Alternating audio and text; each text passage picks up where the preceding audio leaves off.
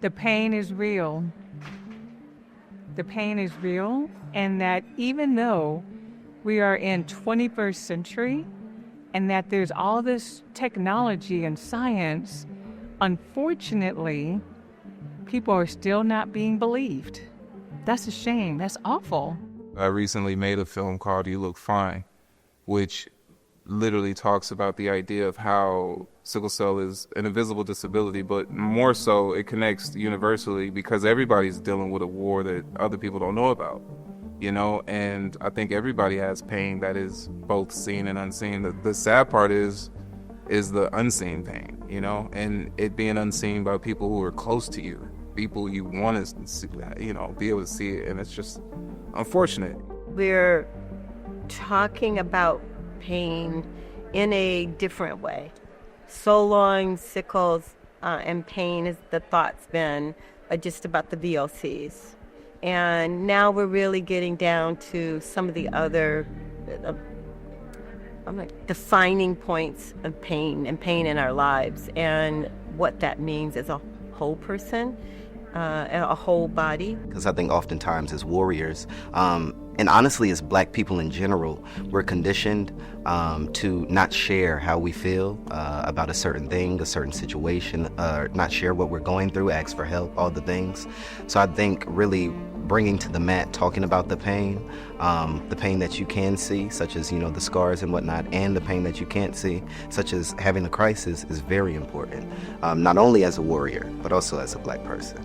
You know, even though I directly don't have the sickle cell trait or the disorder, it's like I know people are fighting those quiet battles in the room. And so as we were doing the poem in particular, it was like I'm speaking up for those voices that are like the silent warriors, because like the society will teach you like, oh, warriors, they have a body armor, they're suited for war, you know, they got an arrow or a gun or whatever the case is.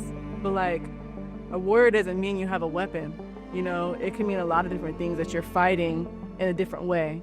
And so I'm like, let me tap into speaking for those who can't speak for themselves in this moment.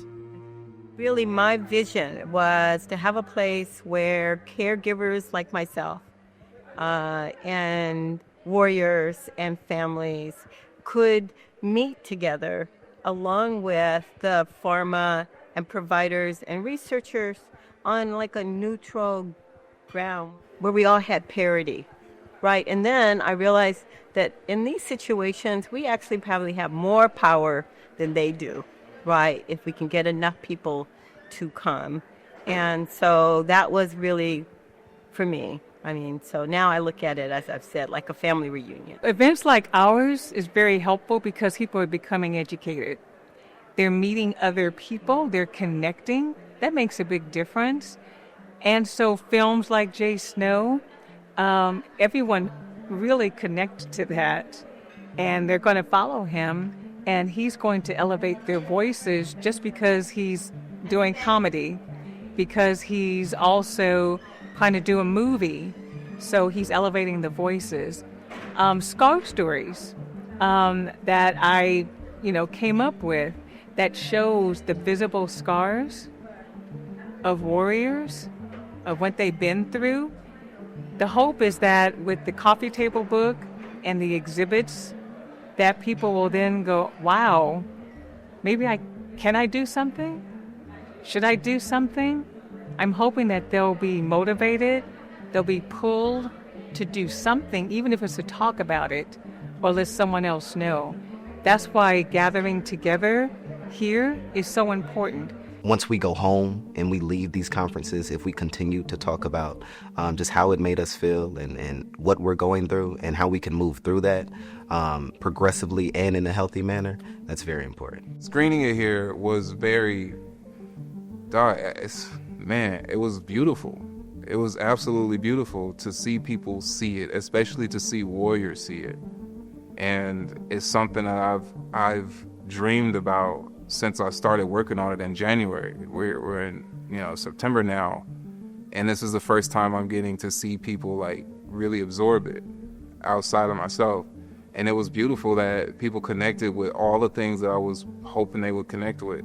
that people felt seen, that people learned, that people laughed, that people were just, they were filled with energy and light while watching it. You know what really inspires me is that we were talking about things that nobody else was talking about. Again, this idea and concept of parity of respect, of using warriors in ads, you know what I mean, and doing focus groups. All of those things are now in the world. If nothing more, coming here and being in close proximity with these warriors, doctors, and the people in this building that were doing the things that they're doing, it should transform you in one way or another. The most significant lesson I've learned is to not allow sickle cell disease to determine my destiny.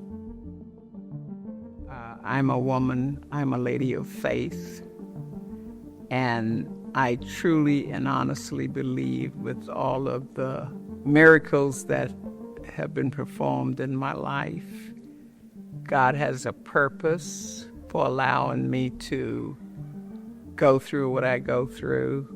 And I truly believe He chose me for a reason. I feel honored to even be invited to come as a Golden Warrior. And I appreciate the opportunity that I have been given to come here in San Jose by Cayenne to represent, how should I say it, being 80 years old, living with sickle cell disease, and I'm able to be a role model for those that are younger than myself, to let them know, yes, it is possible that you can live beyond 20 years. It's in God's will.